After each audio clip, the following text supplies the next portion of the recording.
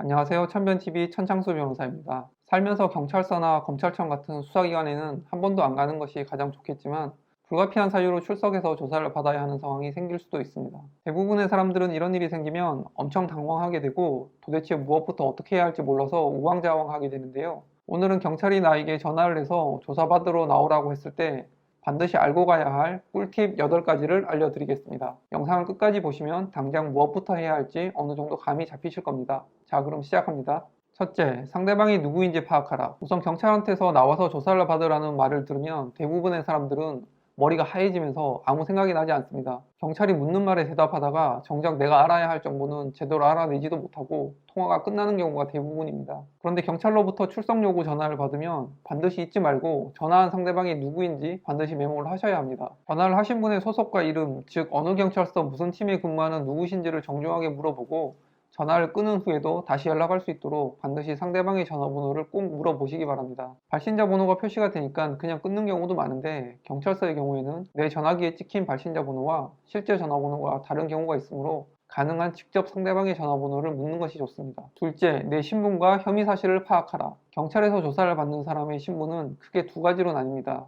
첫째는 범죄를 저지른 사람으로 의심을 받는 사람, 보통 피의자라고 하죠. 두 번째는 범인이 아니면서 범죄에 대한 내용을 알고 있는 사람, 즉 피해자나 목격자 등을 말하고 보통 참고인이라고 부릅니다. 정식으로 형사사건으로 입건된 경우에는 범죄 의심을 받는 사람을 피의자라고 하고 정식 입건 전에는 피내사자라고 부르기도 합니다. 고소사건에서는 피고손이라고 하기도 합니다. 이처럼 범죄 의심을 받는 사람으로 경찰에 출석할 때에는 형사처벌의 위험이 매우 높은 상황이기 때문에 철저한 준비를 해서 가야 합니다. 반면 범죄자로 의심을 받는 것이 아니라 관련 내용을 알고 있는 사람, 즉 참고인으로 출석을 할 경우에는 피의자일 때보다는 한결 가벼운 마음으로 갈 수가 있습니다. 따라서 반드시 경찰에게 내가 무슨 신분으로 조사를 받는지 잘 확인하셔야 합니다. 셋째, 나의 혐의가 무엇인지 확인하라. 참고인의 경우에는 한시름 놓을 수 있지만 만약에 피의자로 조사를 받아야 한다고 하면 아마도 머릿속이 하얘질 것입니다. 자신이 저지른 죄가 있다면 대략 어떤 것인지 예상이 되겠지만 만약 아무리 생각해도 나는 죄를 지은 적이 없다라고 한다면 도대체 경찰이 왜 나를 부르는지 이런 생각이 들 것입니다.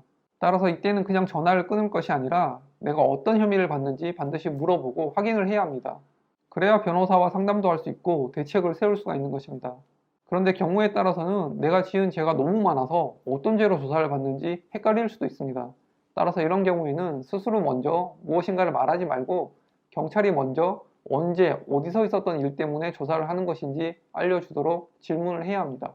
넷째, 미리 변호사와 상담을 하고 가라. 내가 받는 혐의가 무엇인지 알았다면 이제 어떻게 조사를 받을지 미리 마음의 준비를 해야 합니다. 혐의 사실을 모두 인정할 것인지 아니면 부인할 것인지, 그리고 혐의 사실이 인정될 경우 기소가 될지, 처벌을 받는다면 예상되는 형량은 얼마나 되는지 등을 미리 파악을 해야 합니다. 이런 내용을 혼자서 알아보고 결정하기 어렵기 때문에 형사사건 경험이 많은 변호사와 상담을 하는 것이 좋습니다. 꼭 변호사를 선임하지 않더라도 10만원 정도의 상담료를 내면 30분에서 1시간 정도 상담을 받을 수 있으니 혼자 의사결정을 하기보다는 상담을 미리 받으시는 것이 좋습니다. 다섯째, 일관성 있는 진술을 하라. 경찰 조사를 받을 때 경찰들이 자주 쓰는 질문 방법 중에 하나가 조사 과정에서 같은 질문을 조사 초반과 조사 중 후반부에 또 하는 것입니다. 이때 앞에서 했던 답변과 뒤에서 하는 답변이 서로 모순되거나 다른 내용이라면 진술의 신빙성이 떨어지게 됩니다. 그렇게 되면 전체 진술에 대한 의심을 받기 때문에 조사에서 가장 중요한 것은 일관된 진술입니다.